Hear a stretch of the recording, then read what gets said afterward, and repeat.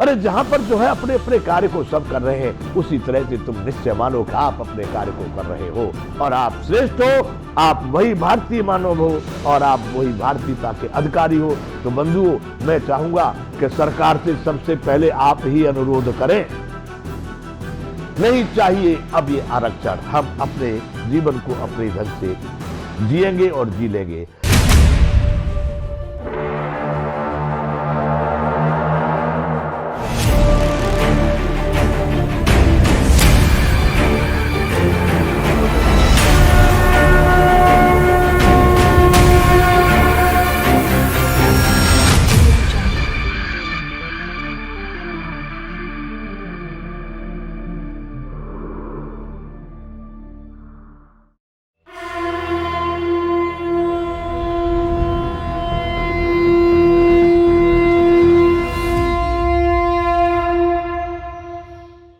जय विश्व बंधु।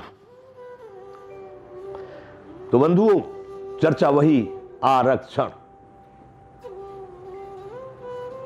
तो बंधुओं, आज मैं यहां पर विशेष रूप से आग्रह, अनुरोध, विनती करते हुए आप सबसे कहूंगा, हे आरक्षण के लाभार्थियों, बंधुओं, तुम नीचे ऊंचे दलित बलित मत बने रहो। तुम मेरे जैसे मेरे बंधु हो, मेरे तरह से सम्मान और प्रतिष्ठा और स्थान के सभी पात्र हो और तुम वही हो, लेकिन तुम अपने मन से दीनहीन, कमजोर और नीची भावनाओं को निकाल दो। तुम स्वयं वही हो जिस परमात्मा ने सबको बनाया है, उसी ने आपको बनाया है। आप अपने धर्म से, आप अपने कर्म से, आप अपने परिश्रम से, आप अपने अधिकार से वंचित मत हो। अपने कार्यों को पूरी मेहनत, जो जिस लायक है। क्या बड़े लोगों के घरों में छोटे काम नहीं होते? उनके घर की औरतें, आदमी झाड़ू पोता नहीं करते, या उनके घर में भोजन पानी या बासन नहीं धोए जाते? क्या नहीं होता है?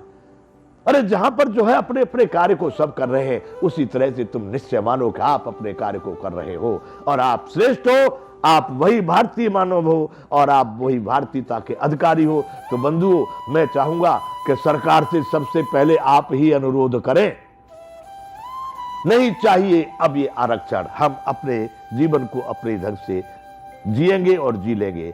दूसरी बात, यदि आवश्यकता है तो बंधुओं, कोई जरूरी नहीं है कि उन जातियों में ही जातिगत ही आरक्षण हो। सभी जातियों में कमजोर लोग हैं और जातियों में भी बड़े पिछड़े और कुचले और बड़े गरीब और बड़े परेशानी वाले लोग हैं, और जातियों में भी ऐसे लोग हैं जिनके पास कोई सहारे की आवश्यकता है। तो यदि ऐसे लोगों को भारत में है तो उनको सरकार के माध्यम से उठाया जाएगा, समाज के माध्यम से उठाया जाएगा,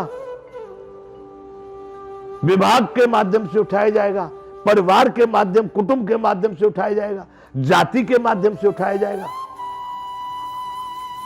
अब मैं बताऊं आपको, मैं पहले कह गया था क्या भारत में कोई भिखारी नहीं था? यह सत्य है, नहीं था। कारण क्या था भिखारी न होने का? अरे बंधु, किसी जाति में, किसी समाज में यदि कोई व्यक्ति कमजोर पड़ जाता था ना, तो सरकार को, के राजा को, के महाराजा को मालूम भी नहीं पड़ता था, उसके समाज वाले लोग ही उसको उठा लेते थे, उसकी सारी कमजोरियों को दूर करके उसको मुख्य धारा में फिर जोड़ लेते थे। 7-5 की लाकड़ी एक जने का बोझ। 100-200 लोग अगर एक व्यक्ति को थोड़ा सहारा लगा दे तो उसको भीख मांगने की जरूरत पड़ेगी?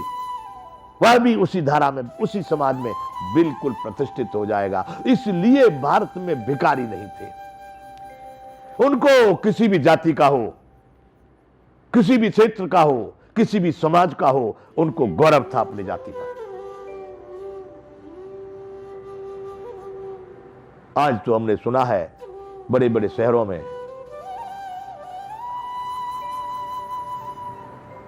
अपने जीवन की बनी हुई घटना बता रहा हूं बंधुओं, मेरे जीवन की बनी हुई घटना। हमारे यहाँ एक जगह है पालनपुर पाटिया, हमारे कहीं से तो वहां अगरबत्ती और वो मिलती है, कुछ धूप बत्ती और कुछ पूजा के सामान। हमारे साथ एक बंधु थे, साधु भेषधारी, तो उन्होंने पूछा महाराज कुछ लेना है, तो गाड़ी वहां रोक दी गई।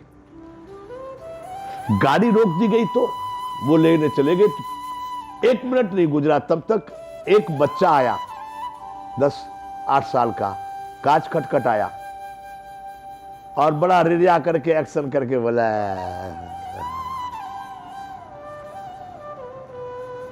तो हमने कहा ड्राइवर को मन की भाई इसको दे दो, कुछ दे दो।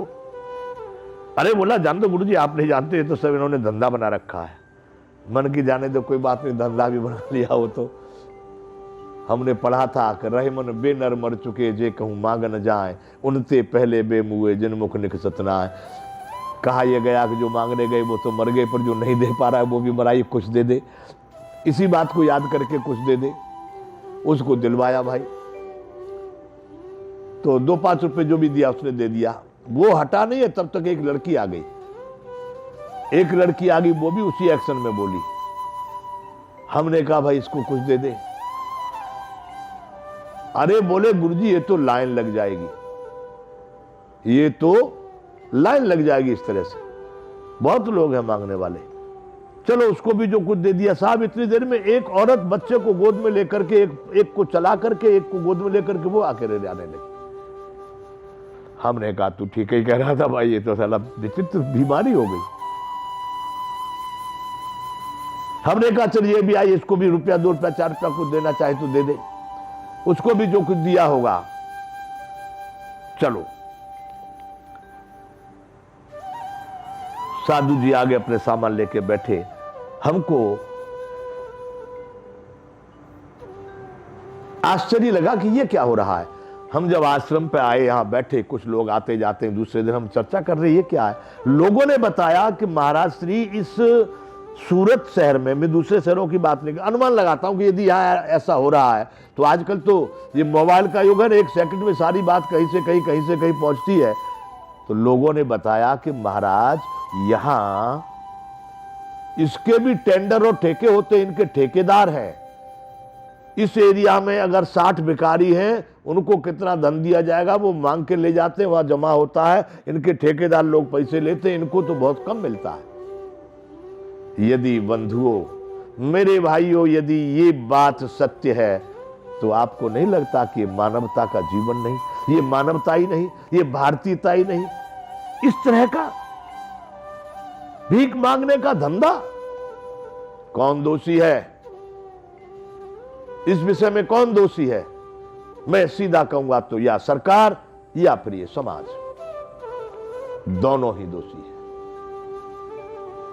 सरकार चाहे बंधु तो एक अणुभर सरकार की इच्छा विरुद्ध काम नहीं हो सकता, पर हो रहा है तो जरूर सरकार उसमें या तो निष्फल है या सरकार उसके लिए प्रयास ही नहीं कभी की। भीख मांगना भी, अब यूं मान लिया जाए भाई भीख भी एक शब्द तो है, इसलिए भिखारी भी तो रहेंगे ही रहेंगे, रहने दो, जयराम जी की जो हो रहा है सो होता रहेगा। पर बंधुओं, मेरे अपने मन के मैं भावों को व्यक्त कर रहा हूं, मैं इसको उचित नहीं मानता। तो बंधुओं,